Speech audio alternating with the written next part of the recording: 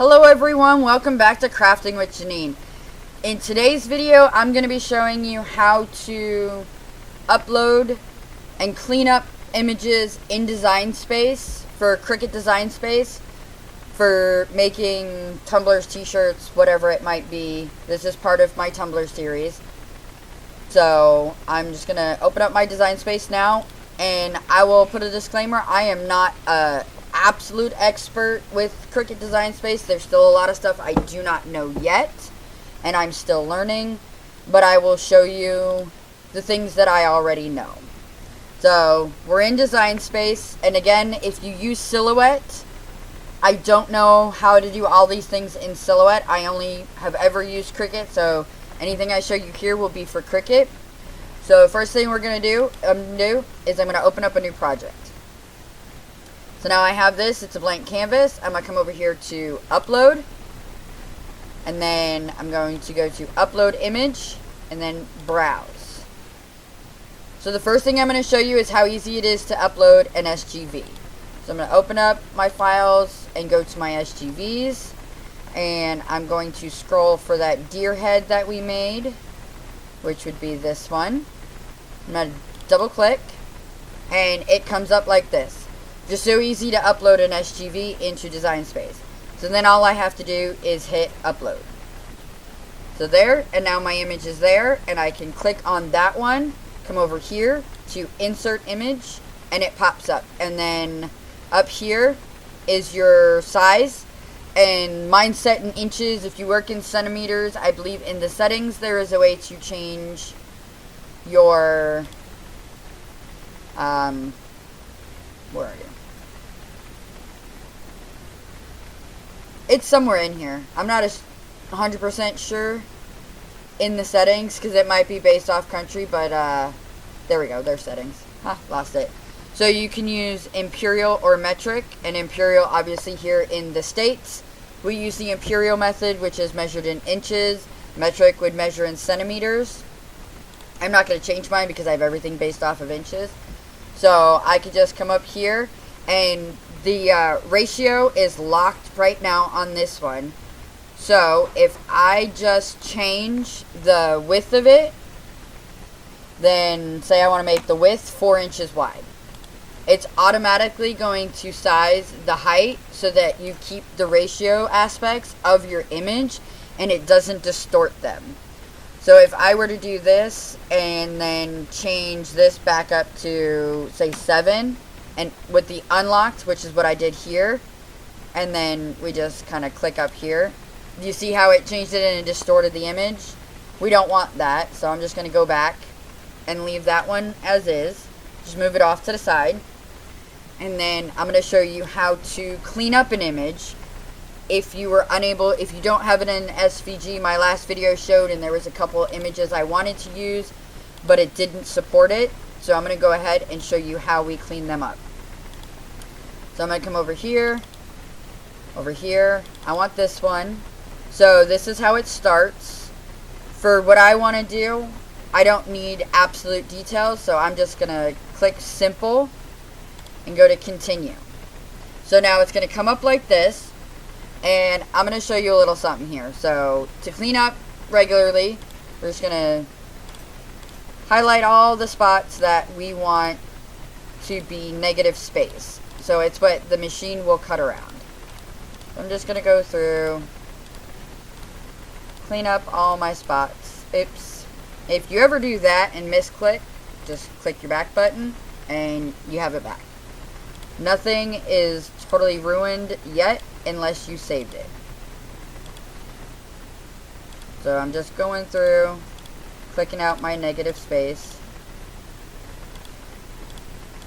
You can also enlarge your image so that you can have better visual on, especially with small spots.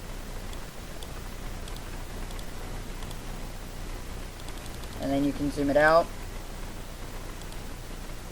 So I think I got them for the most part. Oops, there's a couple. So I'm going to zoom it out, and right here I'm going to go to preview. And this one actually cleaned up very well, so I don't have to do any alterations to it.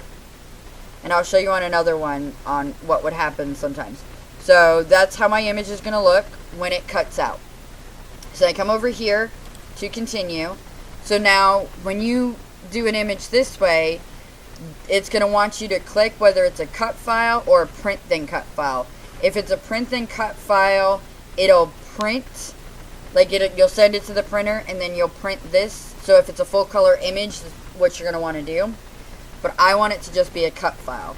So I'm going to click on that, and then I'm going to change the name, because some things like this, Cricut won't cut it. It'll say it's not supported, so I just give it a random name. Sometimes I just throw one letter on there because I can see the image. And then I hit upload, and it's there. And then click on that, insert my image, and it's there. So now I want to change my width for this one to 4, because what I'm making, I can't have them bigger than 4 inches wide. Just like that. And then we'll do another one. I'm going to browse. And forgot where I was going with it. So it was this one that didn't do it before. So we go to simple. And then we hit continue. And then it pops up like this, and it's going to be a really big one. So then we clear up our spot, and then we hit preview. Which these are actually cleaning up very well.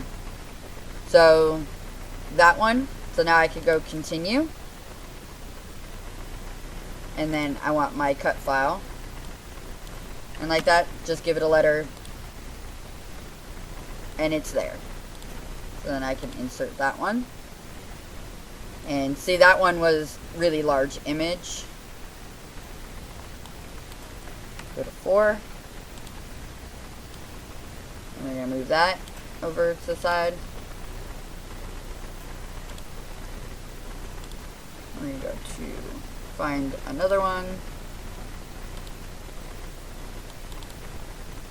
And we will do this one here, just like so. Clean up our image, and very cleaned up right there. And then we continue and give it a letter. Oops, forgot to click that. And then we save it. And I'm trying to find one that needs to be cleaned up a lot better. Let me see. Because there was some that I had that were just really rough.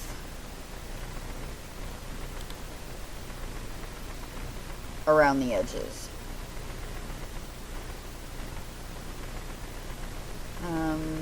Which one would you be? Let's go ahead and do this one. So we're going to go simple. And we'll go continue. And then I clean up around. And then I see preview. And that one's pretty clean. I wonder if my settings have stayed. Nope, they are not. So let's go back and maybe...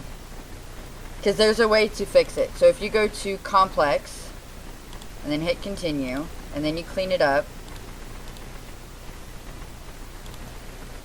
And then you hit preview. So you see all these jagged lines. That's where it was at. So you see all these jagged lines around the image. The machine will cut all of those jagged lines. So we go back. We hit complex again. And then I go to continue. And then here I'm going to change my color tolerance to 150. And then do that again. And preview, and it looks as good as the other one that was simple. So it cleaned it all up. You can fix that with your color tolerance, like I did, where all those jagged lines are all gone, and now it'll cut clean lines. So then we go to continue again. We make it a cut file, and we just give it a letter. And we upload it. So just like that. And we insert the image. And this one's a smaller one, so I could leave it as is. So that is how easy it is to clean up an image in Design Space and upload your SVG files from your list right in and then insert them in. So now you create in Design Space, you create whatever it is that you want. You size it and then you send it to cut. I'm not ready to cut this right now and I couldn't show you how my machine cuts it, but if you do, you just come over here to make it. And then they all show up on a canvas like this. I tend to move them around just a bit because it's a material saving feature why they put them so close. I prefer them further apart so that I could cut around them without messing any one of them up. And then I tell my machine to cut it and all that. It's not going to give me because I do not have my machine on right now. But I just go to cancel. And then when you're done with your design, all you come over here is you just go to save, and it wants a title. Oops. And then their new features is you can add it to a collection. So I have a collection for cups, and I just did that. I hit save, and now my project is saved. So now I could close out Design Space. So I can close it out like that. It'll ask me if I want to quit, and then I can open it back up.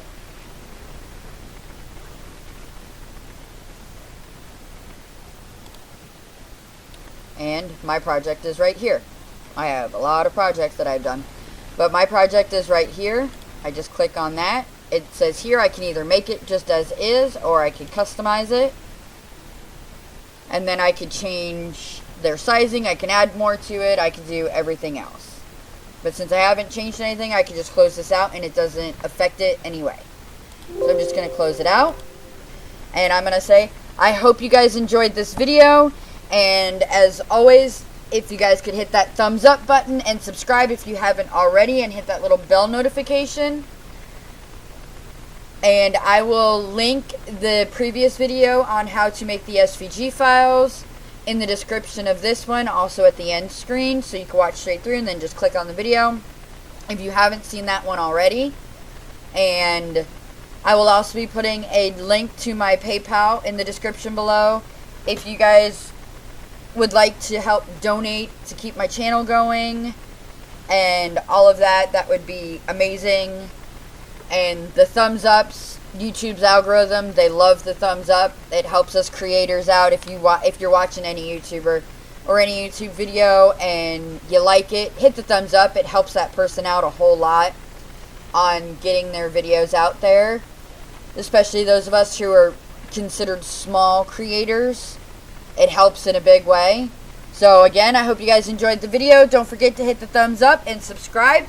And as always, happy crafting!